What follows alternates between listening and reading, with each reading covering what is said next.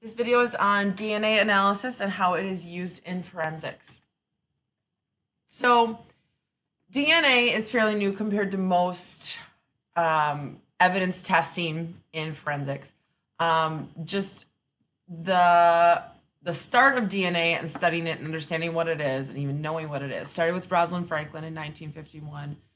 She was able to use X-ray crystallography to determine the density and the shape of the DNA. So what happened next was Watson and Crick were able to use that X-ray imaging to determine that there's a double helix and kind of what the actual structure of DNA is.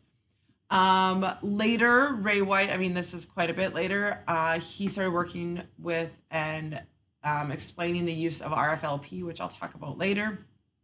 Alec Jeffreys later started to call these DNA fingerprints with these little markers, which you'll see.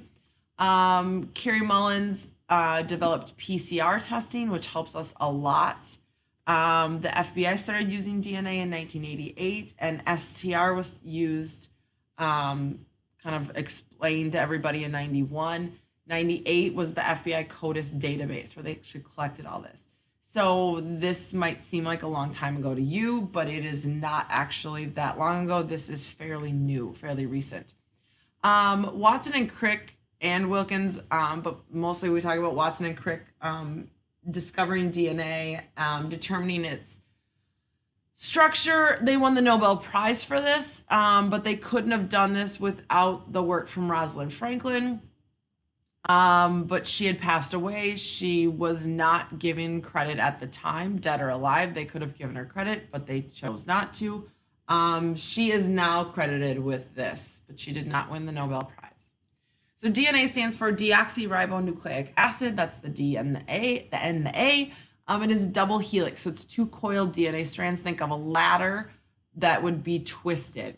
So it has nucleotides, there's a sugar molecule, that's the deoxyribose, a phosphate group, and a nitrogen-containing base. In humans, 99.9% of your DNA is the same as every other human. That small 0.1% is what we can use to identify who is who and differentiate between different people. So these nitrogen-containing bases, there are 4 different ones, and that's what we look at in identification. And they always pair in the same way. So A always pairs with T and G always pairs with C. So DNA is found in your proteins. It's in any nucleated body cell. So white blood cells, semen, saliva, urine, the root of your hair if it has skin cells on it, teeth, bone, tissue. It's most abundant in cheek cells. So it's super easy. That's how they'll get DNA from someone as a sample. They'll quickly just swab their cheek. Red blood cells don't have a nucleus, so there is no nuclear DNA. Blood, if DNA is obtained from blood, it is the white blood cells. So typing is when the DNA is converted into these bands that they can use to identify individuals. They call this your DNA fingerprint. So uses, they can use this to identify potential suspects. They can to exonerate individuals. So to set people free or say like, nope, they couldn't have done it. To identify crime and casualty victims. Sometimes if they don't know who the person is based on physical features, they might use DNA. DNA is used to determine who the father is in certain situations and also to match organ donors. So this DNA fingerprinting, there are 3 main things that you need to understand. So we'll start with RFLP. This stands for restriction fragment length polymorphism. This is where different enzymes come in and they cut DNA at certain spots, at certain bases, and they make those, then they have all these different chunks, these smaller fragments, and they use those to identify. So we all have these unique set of these smaller fragments after the enzymes come in and cut our DNA. So first, the DNA needs to be isolated from the cell, so it's taken out of the cell. It's cut with these enzymes to make these strands. They use electrophoresis where they have this gel and they put an electric current through it, and the strands based on their size will travel different lengths.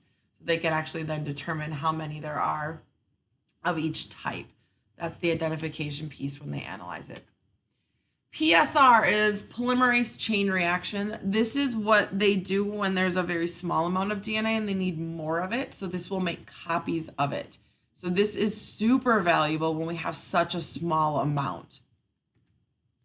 And STR, or short tandem repeats, this is a newer method of DNA typing. It's faster than RFLP. It looks at a different thing. It looks at the short sequences. It doesn't actually physically break them apart. It takes less time. You can do this with less DNA, and the DNA is less likely to degrade or break down using this method. So these are kind of where they're taken in all of these for different typing for everybody.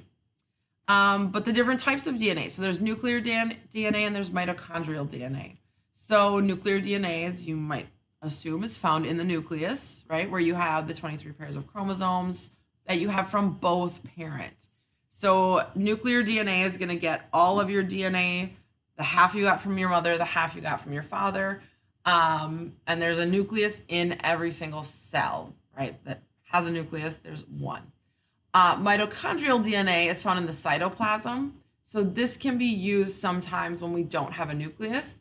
But your mitochondrial DNA will only have half of your DNA. It only has the DNA from your mother. And this doesn't break down as quickly. So this will actually be found in your bones and your skeletal DNA. So this can be used a long time after death. The reason mitochondrial DNA is just from your mother is when the sperm cell comes up to the egg, the head of the sperm contains the nuclear DNA from the father, right? The mitochondrial DNA is in the tail, but at conception, the head of the sperm goes into the egg and the tail falls off. So you're losing your father's DNA, mitochondrial DNA in that regard. All right, the last piece is how do we collect all this and analyze it? Well, the FBA's database for this, APHIS, remember, was the one for fingerprints. CODIS is the one for DNA. Stands for Combined DNA Index System. This will link and help us find people.